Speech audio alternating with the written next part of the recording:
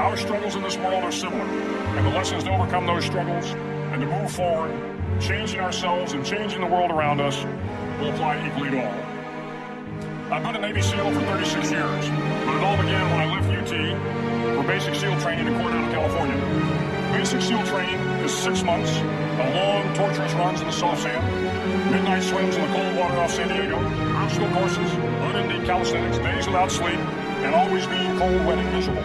It is 6 months of being constantly harassed by professionally trained warriors who seek to find the weak of mind and body and eliminate them from ever becoming a Navy SEAL.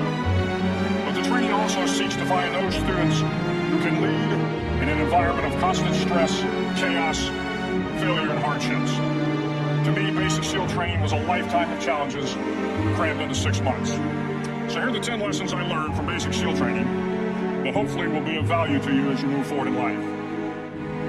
Every morning in SEAL training, my instructors, who at the time were all Vietnam veterans, would show up in my barracks room, and the first thing they'd do was inspect my bed.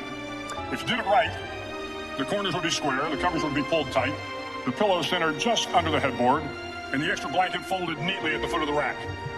It was a simple task, mundane at best, but every morning we were required to make our bed to perfection. That seemed a little ridiculous at the time, particularly in light of the fact that we were aspiring to be real warriors, tough, battle-hardened SEALs. But the wisdom of this simple act has been proven to me many times over. If you make your bed every morning, you will have accomplished the first task of the day. It will give you a small sense of pride, and it will encourage you to do another task, and another, and another. And by the end of the day, that one task completed will have turned into many tasks completed. Making your bed will also reinforce the fact that the little things in life matter. If you can't do the little things right, you'll never be able to do the big things right. And if by chance you have a miserable day, you will come home to a bed that is made, that you made. And a made bed gives you encouragement that tomorrow will be better. So if you want to change the world, start off by making your bed. During SEAL training, the students are all broken down into boat crews. Each crew is 7 students, 3 on each side of a small rubber boat, and 1 coxswain to help guide the dinghy. Every day your boat crew forms up on the beach and is instructed to get through the surf zone and paddle several miles down the coast. In the winter, the surf off San Diego can get to be 8 to 10 feet high, and it is exceedingly difficult to paddle through the plunging surf unless everyone digs in. Every paddle must be synchronized to the stroke count of the coxswain. Everyone must exert equal effort, or the boat will turn against the wave and be unceremoniously dumped back on the beach. For the boat to make it to its destination, everyone must paddle. You can't change the world alone. You will need some help. And to truly get from your starting point to your destination takes friends, colleagues, the goodwill of strangers, and a strong coxswain to guide you. If you want to change the world, find someone to help you paddle.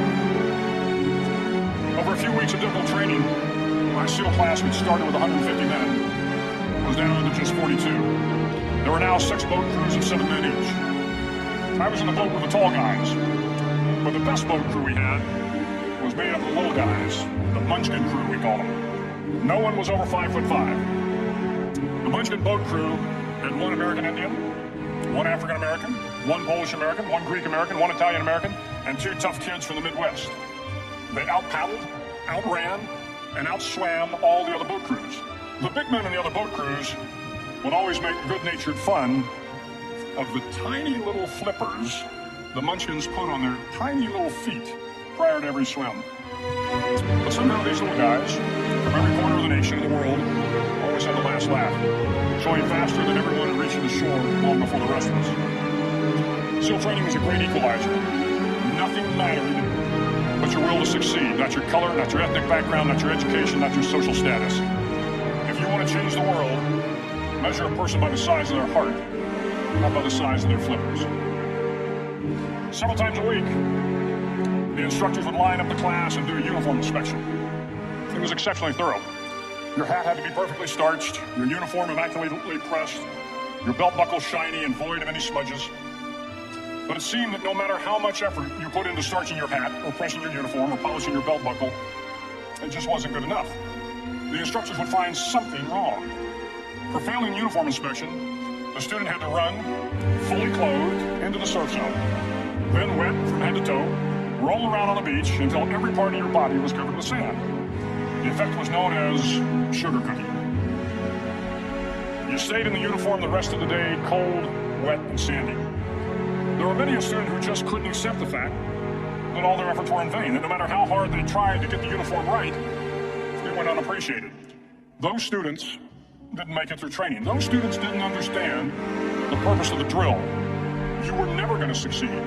You were never going to have a perfect uniform. The instructors weren't going to allow it. Sometimes, no matter how well you prepare or how well you perform, you still end up as a sugar cookie. It's just the way life is sometimes. If you want to change the world, get over being a sugar cookie and keep moving forward. Every day during training, you were challenged with multiple physical events: long runs, long swims, obstacle courses, hours of calisthenics, something designed to test your mettle. Every event had standards, times you had to meet. If you failed to meet those times, those standards, your name was posted on the list, and at the end of the day, those on the list were invited to a circus. A circus was 2 hours of additional calisthenics, designed to wear you down, to break your spirit, to force you to quit. No one wanted a circus. A circus meant that for that day, you didn't measure up. A circus meant more fatigue, and more fatigue meant that the following day would be more difficult and more circuses were likely. But at some time during SEAL training, everyone made the circus list.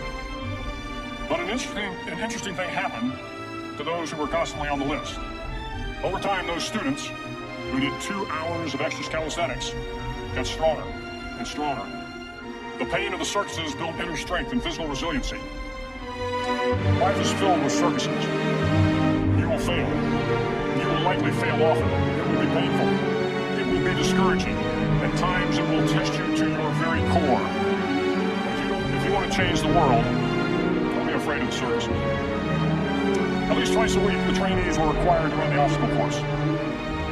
The obstacle course contained 25 obstacles, including a 10-foot wall, a 30-foot cargo net, a barbed wire crawl, to name a few. But the most challenging obstacle was the slide for life. It had a 3-level, 30-foot tower at one end and a 1-level tower at the other. In between was a 200-foot long rope. You had to climb the 3-tiered tower, and once at the top, you grabbed the rope, swung underneath the rope, and pulled yourself hand over hand until you got to the other end. The record for the obstacle course had stood for years when my class began in 1977. The record seemed unbeatable, until one day a student decided to go down the slide for life head first. Instead of swinging his body underneath the rope and inching his way down, he bravely mounted the top of the rope and thrust himself forward. It was a dangerous move, seemingly foolish and fraught with risk. Failure could mean injury and being dropped from the course. Without hesitation, the student slid down the rope perilously fast. Instead of several minutes, it only took him half that time. And by the end of the course, he had broken the record. If you want to change the world, sometimes you have to slide down the obstacles head first. During the land warfare phase of training, the students are flown out to San Clemente Island, which lies off the coast of San Diego. The waters off San Clemente are a breeding ground for the great white sharks. To pass SEAL training, there are a series of long swims that must be completed. One is the night swim. Before the swim, the instructors joyfully brief the students on all the species of sharks that inhabit the waters off San Clemente. They assure you, however, that no student has ever been eaten by a shark. It's not that they can remember. But you are also taught that if a shark begins to circle your position, stand your ground. Do not swim away. Do not act afraid. And if a shark, hungry for a midnight snack, darts towards you, then summons up all your strength and punch him in the snout, and he will turn and swim away. There are a lot of sharks in the world. If you hope to complete the swim, you will have to deal with them. So if you want to change the world, don't back down from the sharks. As Navy SEALs, one of our jobs is to conduct underwater attacks against enemy shipping. We practice this technique extensively during training. The ship attack mission is where a pair of SEAL divers is dropped off outside an enemy harbor and then swims well over 2 miles underwater, using nothing but a depth gauge and a compass to get to the target. During the entire swim, even well below the surface, there is some light that comes through. It is comforting to know that there is open water above you. But as you approach the ship, which is tied to a pier, the light begins to fade. The steel structure of the ship blocks the moonlight. It blocks the surrounding street lamps. It blocks all ambient light. To be successful in your mission, you have to swim under the ship and find the keel, the center line, and the deepest part of the ship. This is your objective. But the keel is also the darkest part of the ship, where you cannot see your hand in front of your face, where the noise from the ship's machinery is deafening, and where it gets to be easily disoriented, and you can fail. Every SEAL knows that under the keel, at that darkest moment of the mission, is a time when you need to be calm, when you must be calm, when you must be composed, when all your tactical skills, your physical power, and your inner strength must be brought to bear.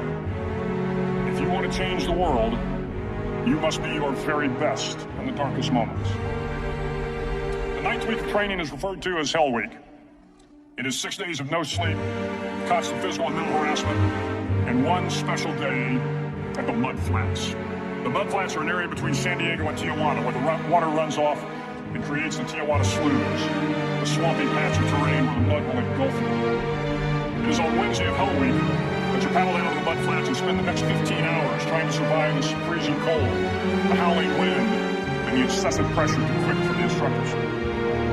As the sun began to set that Wednesday evening, my training class, having committed some egregious infraction of rules, was ordered into the mud. The mud consumed each man until there was nothing visible but our heads. The instructors told us we could leave the mud if only 5 men would quit. Only 5 men, just 5 men, and we could get out of the oppressive cold. Looking around the mud flat, it was apparent that some students were about to give up. It was still over 8 hours till the sun came up. 8 more hours of bone-chilling cold. The chattering teeth and the shivering moans of the trainees were so loud, it was hard to hear anything. And then, one voice began to echo through the night. One voice raised in song. The song was terribly out of tune, but sung with great enthusiasm. One voice became 2, and 2 became 3, and before long, everyone in the class was singing.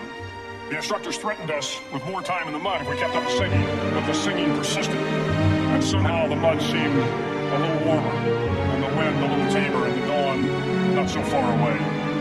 If I have learned anything in my time traveling the world, it is the power of hope. The power of one person, a Washington, a Lincoln, King, Mandela, and even a young girl from Pakistan, Malala. One person can change the world by giving people hope. So if you want to change the world, start singing when you're up to your neck in mud. Finally, in SEAL training, there's a bell. A brass bell that hangs in the center of the compound for all the students to see. All you have to do to quit is ring the bell.